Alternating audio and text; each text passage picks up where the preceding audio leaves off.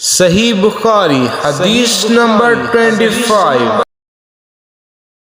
رسول صلی اللہ علیہ وسلم نے فرمایا، مجھے اللہ کی طرف سے حکم دیا گیا ہے کہ لوگوں سے جنگ کرو اس وقت تک کہ وہ اس بات کا اقرار کر لیں کہ اللہ کے سوا کوئی معبود نہیں ہے، اور یہ کہ محمد صلی اللہ علیہ وسلم اللہ کے سچے رسول ہیں، اور نماز ادا کرنے لگیں اور زکوٰۃ دیں۔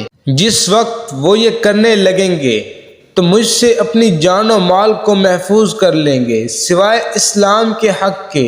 رہا ان کے دل کا حال تو ان کا حساب اللہ کے ذمے ہے۔ اس حدیث کو ہم سے عبداللہ بن محمد مسندی نے بیان کیا، ان سے ابو روح حرمی بن عمارہ نے، ان سے شائبہ نے، وہ واقد بن محمد سے روایت کرتے ہیں، وہ کہتے ہیں میں نے یہ حدیث اپنے باپ سے سنی۔ وہ ابن عمر رضی اللہ تعالیٰ عنہ سے روایت کرتے ہیں کہ رسول صلی اللہ علیہ وسلم نے فرمایا،